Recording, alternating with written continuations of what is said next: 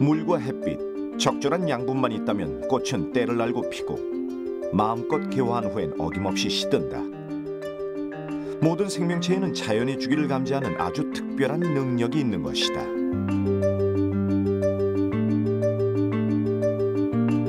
사람의 몸 안에도 그런 능력이 있다. 때가 되면 배가 고프고 밤이면 잠이 쏟아지는 생체주기.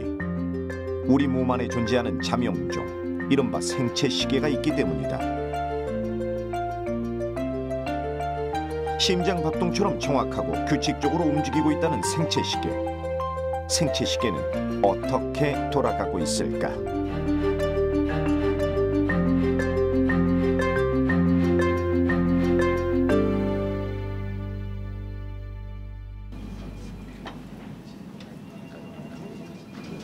오후 1시.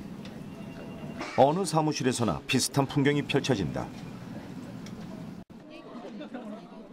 점심 식사를 하러 분주히 이동하는 직장인들. 그런데 이들을 움직인 건 벽에 걸려있는 시계가 아니라 점심때가 되자 저절로 신호를 보내는 배꼽 시계였을지도 모른다. 규칙적인 패턴으로 사는 직장인일수록 배꼽 시계의 울림은 더 명확해진다.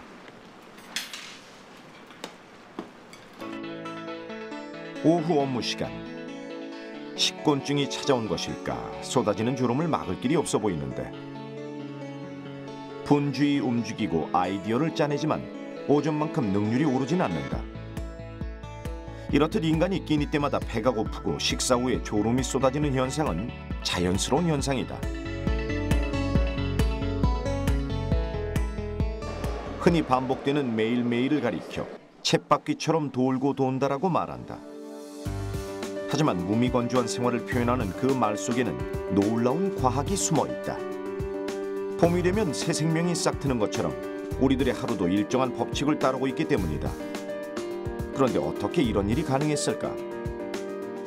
의외로 답은 간단하다. 인체와 자연을 포함한 모든 생명체에게는 생체 시계가 존재하기 때문이다. 기본적으로 생체 시계라는 건 우리 몸 안에 시계가 존재한다는 개념인데요. 우리 몸 안에 있는 유전자에 의해서 일정한 주기를 가지고 생리 활성이 변화하고 있다라고 하는 게 생체 주기고, 그걸 생체 주기를 조절하는 게 생체 시계다, 이렇게 보면 될 것 같네요. 생체 시계는 생리나 대사, 행동 같은 다양한 생명 현상이 24시간을 기준 삼아 주기적으로 나타나는 생물학적 시계를 말한다. 사람의 체온은 하루 종일 누워 있거나 어둠 속에 갇혀 있더라도 낮과 밤 시간에 따라 미세하게 변한다는 사실이 알려져 있는데, 이러한 사실은 식물이나 동물의 내부에는 일정한 리듬이 존재하고 시계와 같은 메커니즘이 작용한다는 것을 의미한다. 그렇다면 생체 시계는 어디에 있을까? 두뇌에 있는 시상하부 교차 상핵이다. 이 부위는 중앙 생체 시계라고도 불리는데, 외부와 차단된 상태에서도 24시간에 가까운 생체 주기를 가지며 꾸준한 리듬을 갖는다. 교차 상핵은 뇌에서 두 개의 시신경이 만나는 곳으로, 이곳에 무려 2만여 개의 시계 세포가 존재하는 것으로 알려졌다. 시계 유전자가 망가지면 밤낮을 구분하지 못하는 등 생체 시계가 무너지게 된다. 생체 시계는 시상 하부에만 위치하는 것은 아니다. 60조 개나 되는 사람 세포 하나하나와 폐와 간, 췌장, 피부에도 각자 고유의 시계를 지닌다. 이렇게 많은 우리 몸의 시계들은 뇌의 시상하부에 있는 이른바 표준 시계에 맞춰 활동을 개시하는 것이다. 생체 시계 주기는 단순히 24시간으로 한정되는 것은 아니다. 넓게 보면 한 달에서부터 1년 혹은 일생을 아우르는 생체 리듬도 존재하지만, 최근에는 24시간 안에 맞춰 움직이는 일주기 생체 리듬을 생체 시계로 정의 내린 것이다. 그렇다면 왜 24시간일까? 과학자들은 그 배경으로 태양을 지목한다. 24시간 주기로 자전하며 빛과 어둠이 교차하는 지구의 생활 환경에 생명체들이 진화적으로 적응했다는 것. 눈이 햇빛이라는 정보를 읽으면 생체 시계를 관장하는 시신경 교차 상핵으로 보내는 것이다. 지구의 자전은 낮과 밤을 제공하고 일교차를 만들었으며, 지구상의 생물체는 이러한 외부 환경에 적응하기 위하여 생체 시계를 갖게 됐다. 그것도 24시간 주기를 인지하도록 말이다. 이렇게 형성된 생체 시계는 그때그때의 외부 환경 변화를 감지해 최종적으로 생리 현상에 영향을 끼친다. 인간은 심장 박동 주기나 체온, 호르몬 분비량이나 수면과 같은 생체 변수들에 많은 영향을 받는데 이것은 낮이냐 밤이냐에 따라서도 변화를 보인다. 예를 들어 밤에 위험한 동물들이 어슬렁거리는 상황이라면 약한 동물들 입장에서는 언제 밤이 될지 미리 알면 생존 확률이 높아지는 것이다. 어쩌면 생체 주기는 생명체가 본능에 알맞게 진화한 흔적일지도 모른다. 24시간을 기준으로 두는 일주기 생체 리듬, 그 역사는 수천 년 전으로 올라간다. 기원전 4세기 알렉산더 대왕 시절의 관찰 일지에는 콩과 식물의 나뭇잎이 낮에는 수평 상태를 유지하다가 밤에는 수직 방향으로 바뀌었다고 적혀있다. 1792년 프랑스 천문학자 드 마랭은 미모사 이파리가 낮에는 벌어지고 밤이 되면 접힌다는 사실에 주목했다. 처음에는 빛 때문이라고 생각했지만 어두운 암실에 놓아도 24시간 기준으로 잎이 벌어지고 닫히는 현상이 일어났다. 빛을 감지하고 이제 미모사라고 하는 식물이 있는데요. 낮에는 싱싱했다가 밤에는 시드는. 처음에는 빛을 감지한다고 생각을 했죠. 빛을 보고 싱싱해졌다가 빛이 없어지면 시들어진다. 근데 그게 뭐 하루에 여러 가지 실험을 통해서 하루에 정확하게 맞지 않는다. 그리고 그게 환경에 의한 것보다는 빛이나 뭐 이런 것보다는 미모사 자체가 가지고 있는 유전자에 의한 것이다. 이런 게 이제 알려지게 됐죠. 생체 시계가 유전자에 의해 작동된다는 사실이 확인된 것은 30년 전쯤.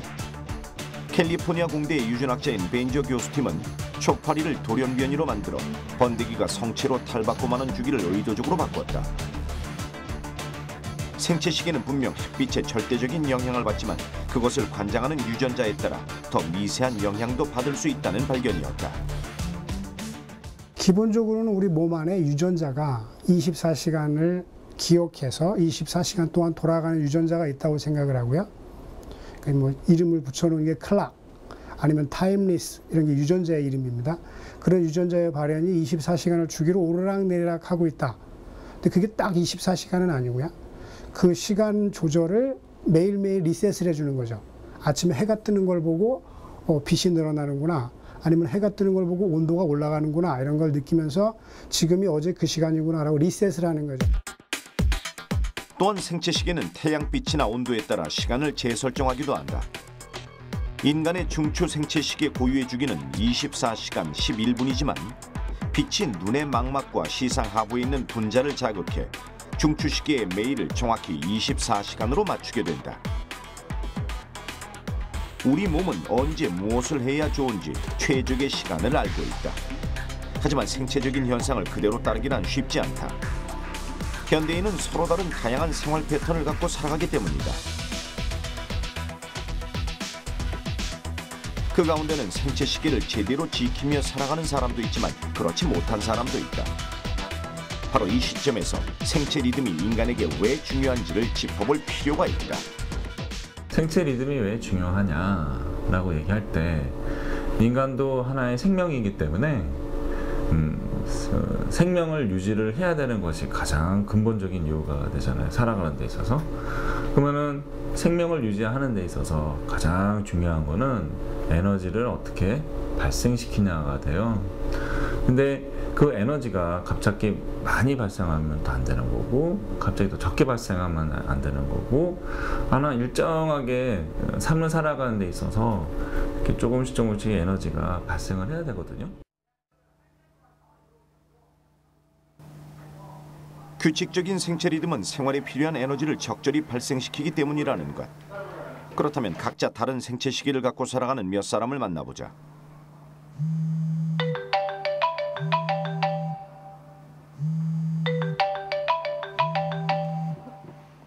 26살 대학생 이혜윤 씨. 혜윤 씨의 하루는 비교적 규칙적이다. 특별한 일이 없는 한 오전 7시 반이면 일어나 아침을 맞는다. 공복에 차가운 물 한 잔으로 정신을 가다듬는 혜윤 씨. 이내 아침 식사를 챙긴다. 집에서 따로 떨어져 나와 지내지만 식사만은 철저히 지키려고 노력한다고. 먹는 시간도 거의 일정하다.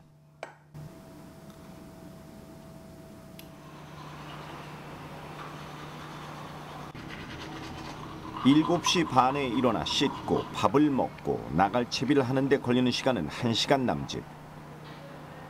몸에 배어있는 일상이다 보니 여느 여학생에 비해 준비하는 시간도 짧다.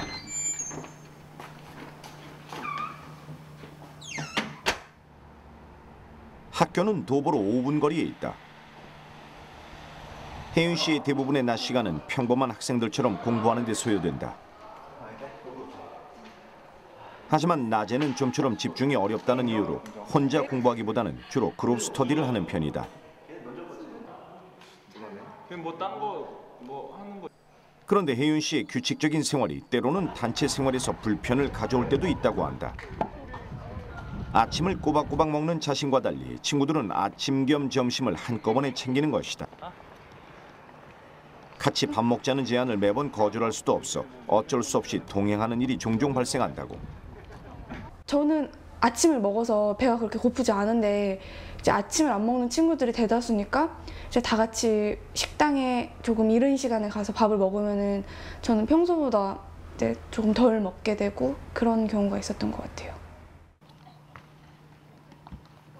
운동은 아침이나 낮보다는 주로 저녁에 한다.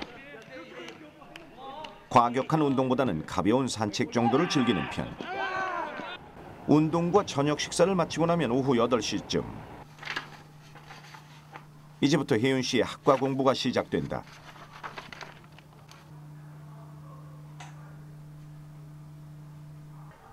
맑은 정신의 아침과 환한 대낮을 두고 저녁 시간에 공부를 고집하는 혜윤 씨. 저는 지금까지 아침형 인간인 줄 알았어요. 왜냐면 아침에 일어나는 것도 쉽고 아침에 생활을 되게 잘해서. 그런데 대학교를 다니다 보니까 보통 수업이 오전이랑 오후에 있는데 제 시간은 밤에밖에 없잖아요. 그래서 제 시간을 최대한 활용을 하기 위해서 밤에 집중을 많이 하고 공부를 많이 하다 보니까 지금은 오히려 또 밤이 편해서 이제 일의 능률도 높아졌더라고요. 그래서 지금은 저녁형 인간이지 않나. 처음부터 밤에 공부하는 게 편했던 것이 아니라 자신의 생활에 맞추다 보니 그렇게 됐다는 것. 밤 12시에서 1시 무렵 일과를 마친 혜윤 씨는 이제 잠자리에 든다. 그런데 아침형 인간과 저녁형 인간은 어떤 기준으로 나뉘는 걸까? 정반대의 생체 시계를 지니기라도 한 것일까?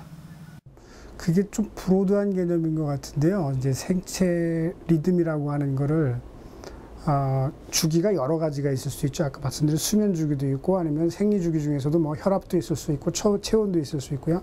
그게 다 똑같지는 않거든요.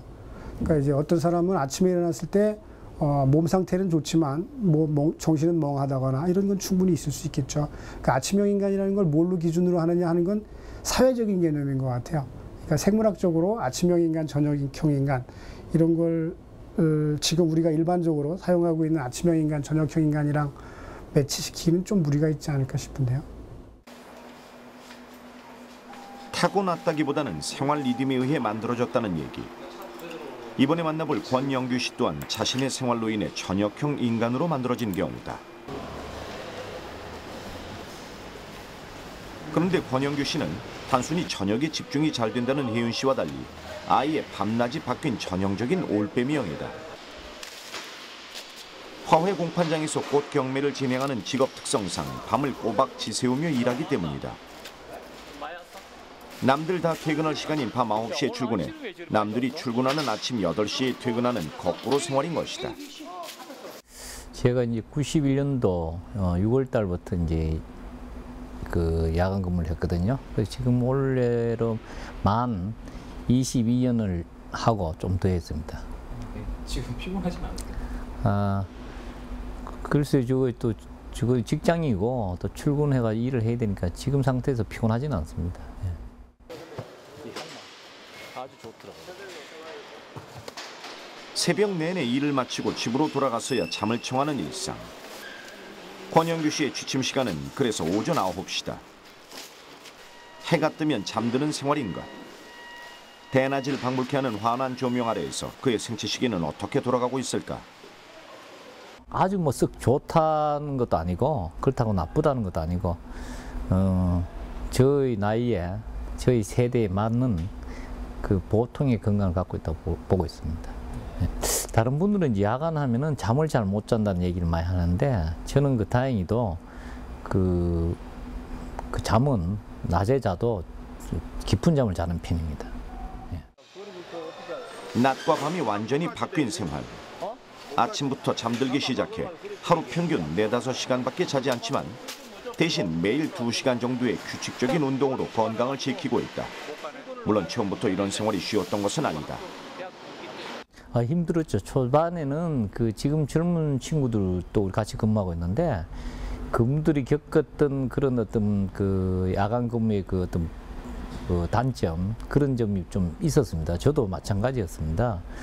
왜냐하면은 물론 사람이 이제 낮에 일하고 밤에 자게 돼 있는데 생체 리듬 자체가 이제 밤에 일을 하고 낮에 자다 보니까 이게 몸에 어떤 생체의 불균형이 일어난 것 같아요. 그래서 처음에는 건강에 좀 이상이 왔죠. 왜냐하면 식사를 하면은 소화가 잘 안 된다, 소화불량이라든가 이런 것 때문에 상당히 좀 어려움도 있었어요. 근데 그것을 이제 극복한 거는 물론 음식도 음식이지만은 운동을 꾸준히 했다는 것이 이제 그것이 극복하는 계기가 됐어요. 하지만 권영규 씨처럼 야간 근무를 하면서 건강을 유지한다는 게 쉬운 일은 아니다. 국민건강영양조사에 따르면 국내 임금 근로자 중 약 197만 명이 야간 근무자다. 야간 근무자는 낮 근무자에 비해 심혈관 질환 발병률이 30에서 40%나 높게 나타나는 등 건강에 좋지 않은 영향을 받고 있는 것이 사실이다. 실제로 스웨덴에서 종이와 펄프 제조 공장에 일하는 교대 근무군과 낮 근무군을 15년간 추적 조사했는데 교대 근무군에서의 관상 동맥 질환 발생 위험이 1.4배 높았다. 생체 시기에 교란이 온 것이다. 질병 수준은 아니라고 하더라도 우리가 흔히 관찰할 수 있는 거는 웨이트 게인, 즉 체중이 증가한다든지 그런 현상들이 일어나는 걸 관찰을 할 수가 있죠. 근데 이제 이 생체 리듬의 교란이라고 하는 것이 뭐 하루쯤 잠깐 바뀌었다고 해서 그 결과가 확 드러나는 건 아니에요. 왜냐하면 우리 몸이라고 하는 거는 굉장히 항상성을 유지하기 위한 여러 장치들이 있기 때문에 뭐 하루 정도 생체 시계에 교란이 있었다고 해서 그 다음 날 갑자기 몸이 이상해진다거나 이렇지는 않습니다. 그런데 이제 그런 것들이 굉장히 오랜 시간 누적이 된다거나 하면 어느 순간 이 항상성을 유지하려고 하는 어떤 그런 것들이 하나씩 무너지면서 이제 그런 장기적인 그런 결과들이 나타나는 거죠. 살이 찐다든지 아니면 그게 더 심해지면 아까 말씀드렸다시피 이제 가장 우리가 심각하게 생각하는 것들이 암이니까요. 그래서 암의 발병률이 높아진다든지 또는 당뇨병에 걸리는 사람들이 많다든지 그런 결과들을 초래를 하게 되는 것이죠. 잦은 시차 적응이나 교대 근무와 같이 외부의 낮과 밤의 주기가 비정상적일 경우엔 적절한 24시간의 리듬이 형성되지 못한다. 생체 시기에 교란이 생기는 것이다. 이런 생체 시기의 교란이 지속될 경우 다양한 생리적, 행동학적 변화가 수반될 수 있다. 서울대학교 김경진 교수팀은 생체 시기 유전자가 하루 동안 어떤 규칙성을 갖는지 그 유전자를 제어할 수는 없는지에 대해 꾸준한 연구를 펼쳐왔다. 그중 한 성과로 콩팥 위 부신에 위치한 생체 시계에서 코티졸이라는 스트레스 호르몬을 분비해 다른 장기의 시간을 통일한다는 사실을 밝혔다. 생체 시계가 달라 중구난방으로 움직이는 세포에 코티졸을 넣었더니 즉시 일사불란하게 움직이더라는 것이다. 코티졸은 부신해라고 하는 곳에서 분비가 되어서 자체적으로 하루 주기 리듬을 가지고 있습니다. 그러면서 우리 몸에 있는 다른 조직들에 골고루 영향을 퍼뜨려서 우리 몸의 시계를 하나로 맞춰주는 그런 역할을 하신다고 보면 됩니다. 코티졸의 리듬을 망가뜨린 쥐 모델을 만들었는데요. 그 모델에서 보자면 쥐가 약간 무기력증이라든지 그리고 학습과 이런 기억에 영향을 받게 되고 좀 전반적인 대사족에도 문제가 있는 것으로 생각이 됩니다. 2011년에는 쥐를 대상으로 인위적인 시차 교란을 계속 일으킨 결과 생존율이 감소한다는 점을 확인했다. 생체시계 교란이 건강에 미치는 영향을 입증한 것이다. 그 모습은 실제로 눈으로도 확인할 수 있다. 지금 보고 계신 건 어떤 건가요? 네, 쥐의 생체시계에서 유전자 발현을 직접적으로 보는 실험을 하고 있습니다. 실제로 생쥐의 뇌를 꺼내서 유전자가 발현하는 모습을 실제로 볼 수가 있는데요. 이렇게 어두워졌다가 밝아졌다는 것들이 실제로 유전자 발현과 동시에 움직이게 됩니다. 쥐의 생체시계에서 일어나는 유전자 발현을 통해 인간의 생체시계에 대한 궁금증을 풀어가는 것이다. 연구팀은 앞서 밝힌 실험 등을 통해 장기간 교대 근무를 하는 작업자의 경우 근무 시간을 어떻게 계획하는가에 따라 건강에 미치는 영향이 치명적일 수 있음을 설명하고 있다. 하지만 앞서 새벽에 일하는 권영규 씨처럼 생체 리듬이 바뀌었다는 사실만으로 단순히 병리 현상을 단정하긴 어렵다고 당부한다. 생체 리듬을 결정짓는 여러 요인들의 종합적 현상을 장기적으로 관찰해야 한다는 것은 여러 전문가들의 동일한 견해다.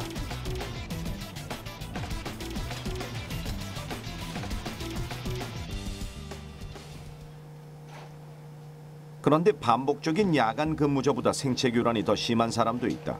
바로 3교대 근무자들이다. 2, 3일 간격으로 출퇴근 시간이 바뀌는 김선아 씨는 한 대학병원에서 근무하는 간호사다. 오늘은 새벽 근무를 하기 위해 밤 9시에 출근길에 나섰다.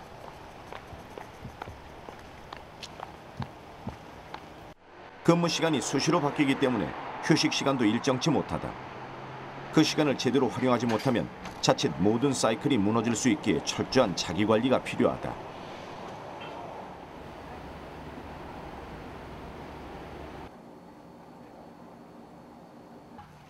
병동에서 근무하는 경우 환자를 24시간 돌봐야 하기에 병동 간호사는 3교대 체제로 운영되고 있다. 보통 아침 7시에서 오후 3시까지의 낮 근무, 오후 2시부터 밤 11시까지의 저녁 근무, 밤 10시부터 아침 10시까지 일하는 밤 근무로 나뉜다. 근무 시간만 감안한 이들의 생체 시계는 교란 그 자체다. 밤 근무라고 마냥 한가하지도 않다. 제 시간에 맞춰 환자를 순찰하며 체크해야 한다. 좋아서 시작한 일이지만 사명감이 없었다면 마냥 쉽지만도 않았을 일. 매일 시간이 바뀌는 일상 속에서 김선아 씨가 잠은 제대로 자는지 건강은 괜찮은지 궁금했다. 나이트 근무를 하게 되면 아침에 10시에 자가지고 3, 4시쯤 한 번씩 깨고 또 조금 잠들었다가 한 5시, 6시쯤 또 깨고 저 좀 자주 아파요. 좀 많이 아프고 지금은 그나마 좀 버티는 것 같은데 아프기 시작하면은 좀 한없이 아파요. 자주 이제 속병 많이 나고 탈도 많이 나고 응급실도 가끔씩 가고요. 감기 걸리면 열도 많이 나고 지금은 그나마 좀 괜찮은 상태예요.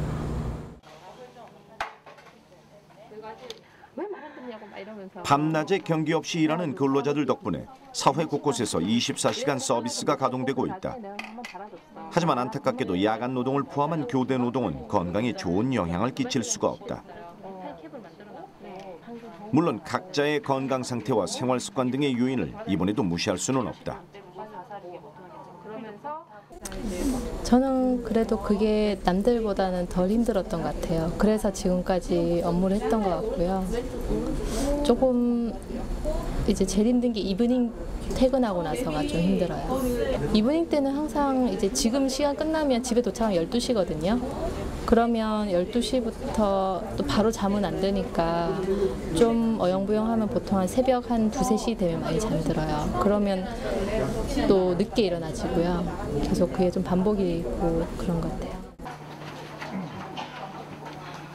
밤과 새벽에 일하는 근무자들은 인간의 생체 주기에 많은 영향을 끼치는 햇빛에 동떨어져 있다. 그리고 또 한 가지, 규칙적인 수면과도 거리가 멀다.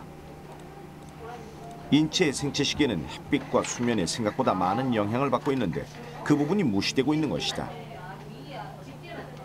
우리 생체 시계는 주로 멜라토닌에 의해서 조절이 돼요. 네, 멜라토닌은 우리 몸속에서 생성되는 화학 물질로 햇볕의 영향을 받아서 만들어지죠. 그리고 이제 빛은 일반적으로 자연계 리듬이 있어요. 하루 24시간이라든지 뭐 일주일, 한 달, 1년 이런 리듬이 있잖아요. 자연계 리듬의 근본이죠, 빛이. 근데 이 빛이 우리 생체 리듬에도 이렇게 직접적인 영향을 주죠. 아울러서 자연계 리듬하고 생체 리듬은 아주 밀접한 연관이 있기 때문에 예, 빛과 잠과 그렇게 깊은 관계 속에서 우리가 봐야 될 것 같습니다. 인간의 수면 활동에서는 잠을 자겠다는 의지도 중요하지만 생체 시계 또한 제대로 작동해야 한다. 불규칙한 수면 습관이 지속된다면 생체 시계가 고장나고 이는 곧 수면 장애로 이어질 수 있다. 정신적 스트레스로 인한 불면증과는 다르다. 생체 시계로 인한 수면 장애는 개개인의 생체 시계가 취침 시간을 제때 알리지 못하는 것이다. 밤이 되면 인간의 생체 시계는 우리 몸이 수면에 들어갈 수 있도록 혈압을 낮추고 체온을 떨어뜨린다. 호르몬 변화도 일으켜 멜라토닌의 분비를 증가시키는데 멜라토닌 정량이 분비되지 않으면 숙면을 취하기가 어렵다. 한여름밤 잠들기 어려운 현상도 비단 열대야 때문만은 아니다. 여름에는 해가 길다.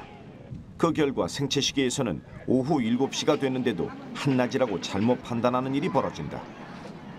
늦은 밤 컴퓨터 게임 등에 몰입하면 상황은 더 악화되는 것이다. 멜라토닌 분비가 적절한 시기에 이루어지지 못하기 때문이다. 그런데 멜라토닌은 나이가 들수록 그 양이 줄어든다. 흔히 노인들이 잠이 줄어든다는 이유에는 멜라토닌 분비량과도 직접적인 관계가 있다. 우리가 쓰는 시계가 고장나면 시간이 느려지기도 하고 빨라지기도 하는 것처럼 우리 몸 안에 있는 생체 시계가 고장이 나서 좀 빨라졌다고 보면 아까 말씀드린 것처럼 2시간씩만 짧아지면 3주 후에는 한밤중에 12시에 한낮에 활동하는 것 같은 변화가 생기는 거죠. 그래서 유전자의 변화가 주로 그런 변화를 그 나이가 들면서 생기는 수면 주기의 변화 이런 것도 만들 거라고 설명할 수 있습니다. 다른 여러 가지 팩터가 있겠지만 과학기술의 급속한 발전도 생체 시계 교란의 원인이 될 수 있다. 인공 조명 때문이다. 이스라엘 하이파 대학 연구진에 의하면 야간에 인공 불빛에 노출되는 남성들은 전립선 암에 걸릴 위험성이 높은 것으로 밝혀졌다. 연구진들은 야간 불빛으로 인한 생체 시계 교란, 그로 인한 면역 체계 약화 등으로 추정하고 있다.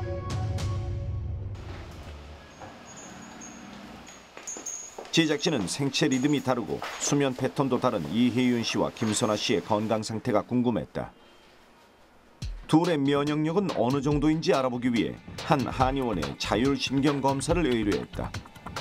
이학적인 방법으로 교감과 부교감 신경을 체크하여 면역력은 물론 우울증이나 스트레스 정도를 확인할 때도 자주 쓰이는 검사다. 두뇌 회전은 얼마나 제대로 되고 있는지를 확인하기 위해 뇌파 검사도 의뢰했다. 정상적인 생체 리듬을 갖고 있는 이혜윤 씨와 3교대 근무로 생체 리듬이 자주 바뀌는 김선아 씨의 두 검사 결과는 어떻게 나올까? 먼저 규칙적이고 정상적인 생체 주기를 따랐던 대학생 이혜윤 씨. 스트레스 지수와 피로도가 모두 정상 범위 안에 있는 것으로 나타났다. 직업상 생체 시기가 흐트러질 수밖에 없었던 김선아 씨는 평소에도 자신의 건강을 염려했다. 결과는 스트레스 지수와 피로도가 정상 범위 밖에 있었다. 김선아님이 자율신경에 있어서는 조금 더 좀 피로감이나 이런 게 좀 더 있는 거로 나오긴 했어요. 그런데 뭐 그 차이가 큰 건 아니고, 그리고 그것이 뭐 평소에 만성적인 상태인지 아니면 이제 지금 뭐 컨디션에 따라서 그런 차이가 있는지 그거는 뭐 명확하지는 않고요. 조금은 예상했던 결과다. 하지만 검사 결과를 분석한 안상훈 원장은 직업상 생체 주기가 자주 깨진다고 해서 그것이 곧 그 사람의 건강을 악화시키는 절대적인 요인이 될 수는 없다고 분석한다. 다만 건강에 좋은 영향을 미칠 수는 없다는 정도라는가. 사람이 잘 때 자고 깰 때 깨는, 주로 이제 밤에는 좀 잠을 자고 낮에는 깨서 활동을 하는 패턴을 유지하는 게 건강에는 유리할 거라고 생각을 합니다. 그런데 사람의 몸이 그것뿐만이 아니잖아요. 사람은 이제 어떤 음식을 먹느냐, 또 살아가면서 어떤 직업을 갖고 어떤 스트레스를 받고 뭐 이런 여러 가지 요인들이 있죠. 뭐 환경적인 문제도 있고. 그러니까 비록 어쩔 수 없이 직업상 뭐 제때 뭐 잠을 못 자고 뭐 이제 그런 생활을 한다고 하더라도 나머지 요소들을 잘 지켜 나간다면은 또 건강을 유지하는데 뭐 많은 도움이 되지 않을까 그렇게 생각이 됩니다. 과학과 문명의 발달로 인간의 활동은 시간을 초월해 이루어지고 있다. 때문에 식사 시간이나 취침 시간 등의 생체 시계를 점점 유지하기 힘들어졌다는 견해가 지배적이다. 아이들의 삶도 예외는 아니다. 아이들은 생체 시계를 얼마나 지키고 있을까? 지난 5월 경기도 교육연구원 조사에 따르면 도내 초등학생 평균 취침 시간은 밤 10시에서 11시 사이로 나왔고 중학생은 밤 11시에서 자정, 고등학생은 자정에서 새벽 1시로 나타났다. 많은 아이들이 수면을 통한 충분한 휴식을 취하지 못하고 있는 것이다. 김태훈 원장은 일찍 자고 제때 먹는 올바른 습관을 어렸을 때부터 정립해야 하는 이유로 생체 시계를 든다. 학교에서 지내는 대부분의 시간은 아침 8시서부터 12시, 그 늦어도 그래요. 그때 중요한 모든 것들이 있게 되죠. 시험도 그때 봅니다. 그리고 뭐 이제 대학 입시 시험도 그때부터 시작하죠. 그리고 뭐 여러 가지 뭐 입시나 그런 거 다 소위 말하면 다 낮에 있습니다. 근데 생체 리듬이 만약에 뒤로 들어가요. 그러면은 어떻게 했습니까? 아침에 졸려요. 그러면은 그만큼 중요한 시험이나 중요한 활동들에 대해서 그만큼 활동이 잘 안 되겠죠. 정보가 잘 습득이 안 되고 내가 갖고 있는 것들의 정보에 대해서 그만큼 더 활용도가 더 떨어지겠죠. 그렇다면 생체 시기에 적합한 하루 일과는 어떻게 될까? 오전 6시 키가 가장 커지는 순간이다. 오전 8시 밤새 이루어진 멜라토닌 분비가 멈추며 뇌졸중이나 심장 발작이 쉽게 일어날 수 있는 시간이다. 노인들이 겨울철 아침 운동을 피해야 하는 이유다. 오전 8시 30분은 장의 움직임이 가장 활발해지는 시간으로 식사를 가장 맛있고 즐겁게 할 수 있는 때다. 오전 10시에는 공부하기에 알맞은 시간, 생체 리듬상 인지력이 민첩해지는 시간이기 때문이다. 운동은 대부분의 사람들이 아침이나 저녁에 하지만 근육의 강도와 유연성이 좋아지는 시간은 사실 오후 5시다. 멜라토닌이 분비되는 오후 9시에는 잠들기 적당한 시간이고 늦은 밤 잦은 기침 현상을 경험했다면 생체 시계가 오후 11시 무렵에 알레르기 반응이 심해진다는 신호를 보낸 것이다.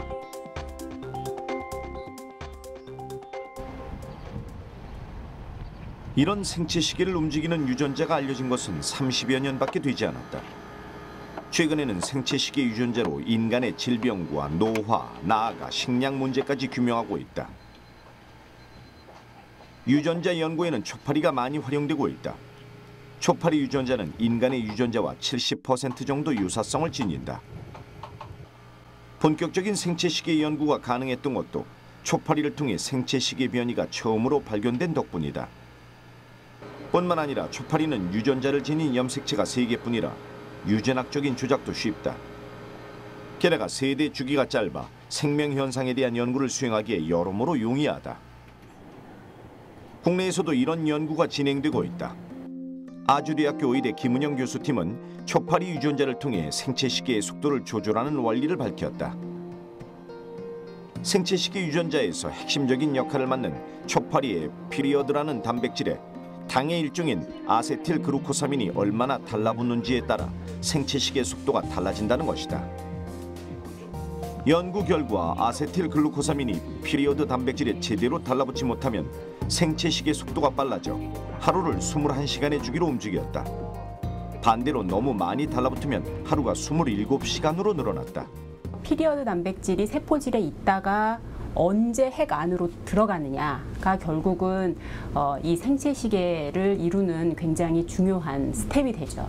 그런데 제가 연구를 해보니까 이 N-아세틸 글루코사민이 어느 정도 붙느냐 또는 언제 붙느냐가 피리어드 단백질이 세포질에 있다가 핵 안으로 이동해가는 그 시간을 조절한다는 것을 밝힌 거죠.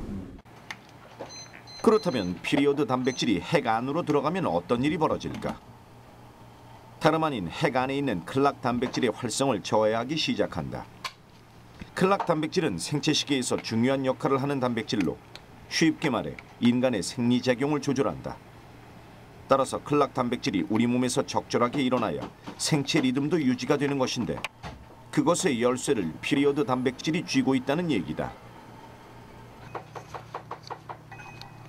김은영 교수는 생체 시계가 그동안 알려져온 햇빛의 영향뿐만 아니라 음식의 영양분으로도 영향을 받는다는 사실을 밝혔다. 음식 속의 당 성분이 생체 시계를 감았다가 늘리는 일종의 태엽 역할을 한다는 것이다.